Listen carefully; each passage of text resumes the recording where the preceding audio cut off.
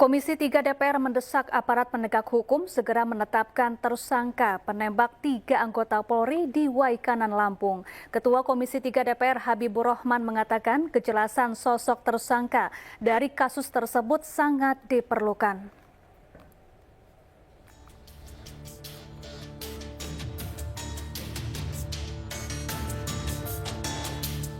Komisi 3 DPR RI mendesak aparat penegak hukum segera menetapkan tersangka penembak 3 anggota Polri di Waikanan, Lampung. Ketua Komisi 3 DPR RI Habibur Rahman mengatakan kejelasan sosok tersangka dari kasus tersebut diperlukan. Ada keluarga korban yang menunggu kepastian, siapa tersangkanya, harus jelas gitu loh ya. Kan sudah ada yang ngaku tuh, katanya oknum TNI. Kepala Penerangan Kodam 2 Sriwijaya Kolonel Infantri Eko Syahputra Siregar menerima teror dari orang tidak dikenal pasca memberikan informasi perkembangan kasus penembakan 3 polisi ke media. Teror tersebut diduga bentuk kekecewaan oknum yang tidak suka atas pernyataannya di media.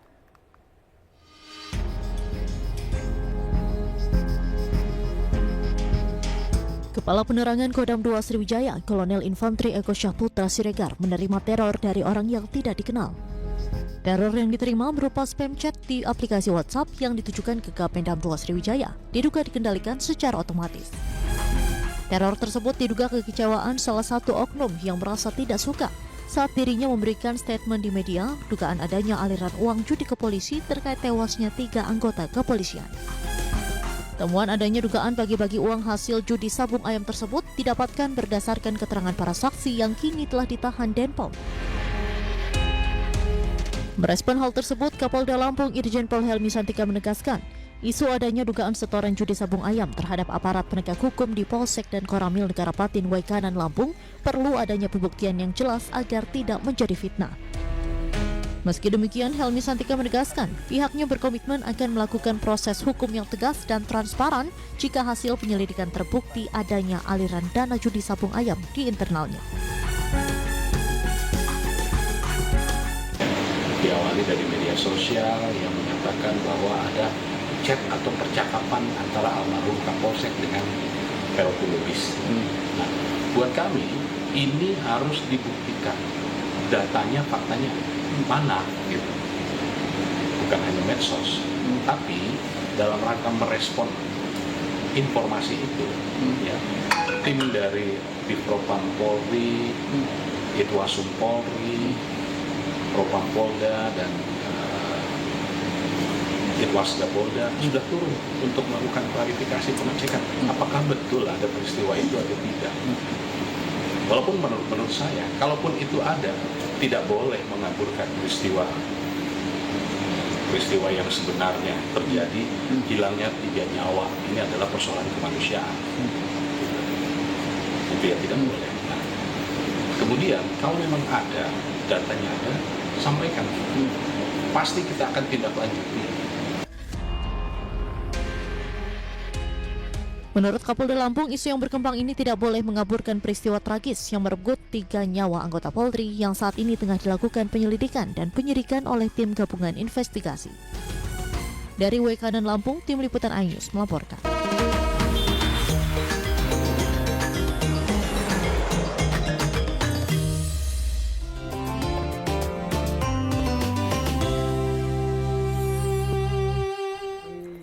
Pemirsa, puluhan penumpang pesawat mengamuk di counter check-in keberangkatan maskapai penerbangan di Bandara Internasional Soekarno-Hatta, Tangerang, Banten, Senin sore.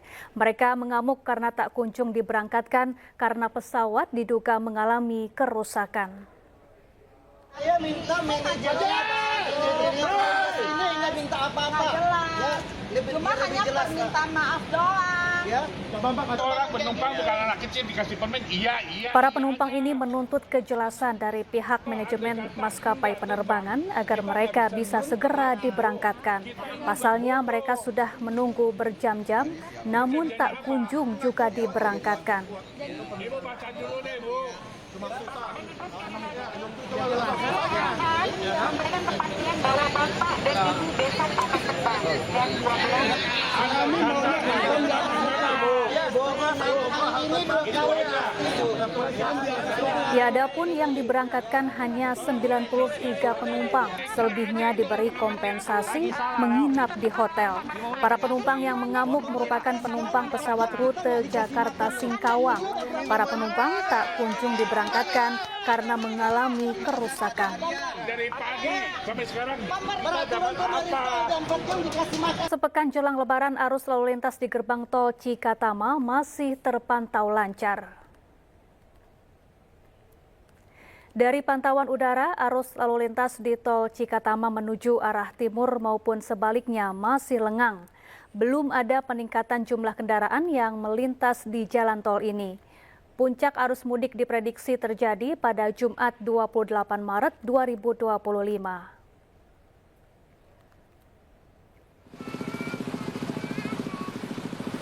Sementara itu di jalur arteri Kalimalang, lalu lintas ramai lancar. Para pemudik motor memilih perjalanan malam hari untuk menghindari panas. Jumlah pemudik motor di Kalimalang diprediksi akan terus meningkat hingga Lebaran nanti.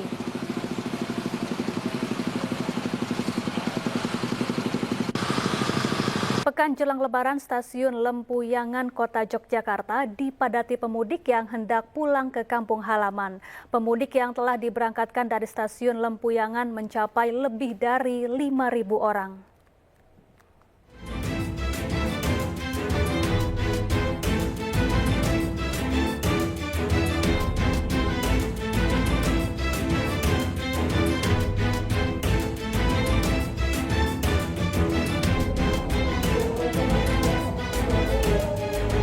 Sepekan jelang Lebaran, stasiun Lempuyangan Kota Yogyakarta dipadati pemudik yang akan pulang ke kampung halaman. Pemudik didominasi oleh kalangan mahasiswa yang sudah memasuki masa libur kuliah. Kebanyakan pemudik akan pulang ke kampung dengan tujuan daerah Jawa Timur dan Jawa Tengah, seperti Semarang, Purwokerto, Madiun, Surabaya, hingga Banyuwangi. Meski sempat kesulitan saat memesan tiket Lebaran, bagi pemudik, kereta api selalu menjadi transportasi favorit untuk mudik karena memiliki ketepatan waktu tiba. Kan masih kejangkau ya, pakai kereta juga cuma 2 jam. Jadi nyaman aja naik kereta, tinggal duduk 2 jam nyampe di Jogja. Kalau tiketnya sendiri gampang nggak Mas pas mesen gitu kemarin? Kemarin agak susah sih, udah mulai agak susah karena mungkin udah mulai masuk musim mudik ya Mas, jadi agak susah. Tapi kalau yang kemarin sebelum minggu kemarin itu masih.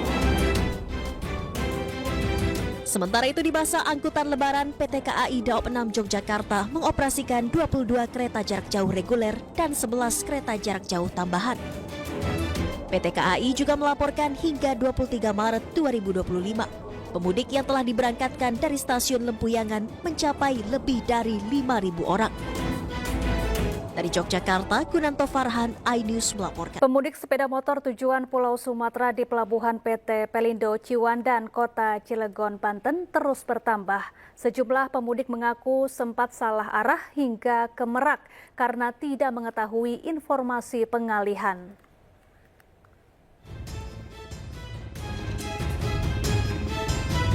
Pelayanan penyeberangan di Pelabuhan PT Pelindo Ciwandan, Kota Cilegon, Banten mulai dibuka untuk pemudik dengan kriteria kendaraan roda 2 dan truk berukuran sedang. Para pemudik mengalir berdatangan dan mengisi kantong parkir dermaga yang disediakan pengelola. Beberapa pemudik mengaku sempat salah arah ke Pelabuhan Merak terlebih dahulu karena tidak mengetahui informasi pengalihan yang dipercepat. Tadi cuman ada yang ngasih tahu, tadi sempat berhenti katanya suruh ke Ciwandan. Sebelumnya belum tahu kalau misalkan langsung dialihkan ya? Belum tahu, katanya sih kalau lihat-lihat berita kata orang mulai dari tanggal 26 baru di Ciwandan katanya. Tapi ini dimajukan Bu ya? Ya, ternyata dimajuin ya.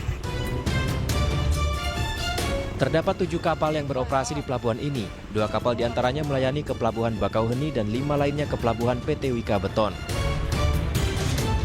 Dari Cilegon, Banten, Iskandar Nasution, iNews melaporkan. Seminggu jelang Lebaran, ribuan pemudik telah tiba di Pelabuhan Nusantara Kota Parepare, Sulawesi Selatan. Sementara Pelabuhan Gilimanuk, Bali mulai dipadati kendaraan pemudik yang hendak keluar Bali. Pemudik harus mengantre berjam-jam untuk bisa menyeberang ke Pulau Jawa.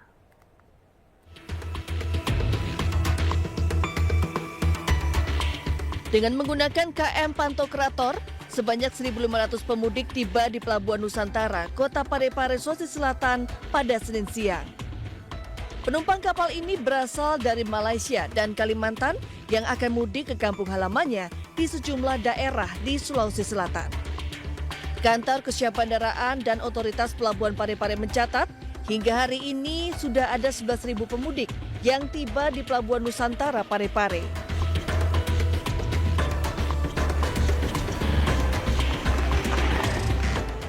Kepadatan pemudik juga terlihat di Pelabuhan Gilimanuk, Bali sejak Senin pagi. Para pemudik yang menggunakan kendaraan roda 4 harus bersabar untuk bisa masuk ke pelabuhan. Meski sudah sampai di area Pelabuhan Gilimanuk sejak dini hari, menurut para pemudik mereka tetap harus mengantri beberapa jam untuk bisa menyeberang ke Pulau Jawa.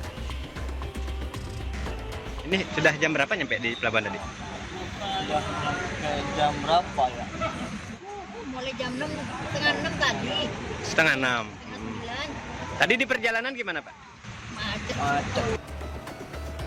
Meski kendaraan roda 4 harus mengantri berjam-jam, namun tidak terjadi penumpukan kendaraan di jalur sepeda motor, terutama di depan loket tiket.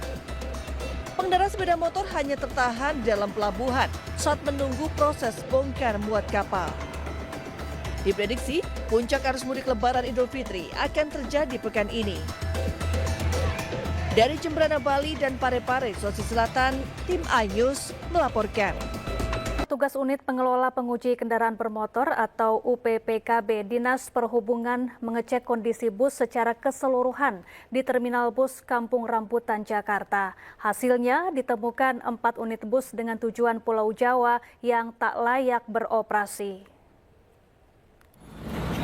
Rem cek dilakukan terhadap 16 unit bus di mana petugas menemukan banyak bus tidak melengkapi standar kelaikan jalan, seperti tidak adanya sabuk pengaman, kursi penumpang yang tidak sesuai, pintu darurat yang tertutup, tidak memiliki pemecah kaca maupun apar, hingga pelanggaran berat yaitu kaca depan mobil yang retak, hingga penggunaan ban vulkanisir. Penggunaan ban vulkanisir ini ditemukan di 4 unit bus dengan tujuan Pulau Jawa. Keempat bus dilarang beroperasi karena dianggap memiliki ban tipis dan mudah tergelincir. Rem cek sendiri akan terus dilakukan secara berkala sejak H-10 hingga H+10 Hari Raya Idul Fitri 1446 Hijriah.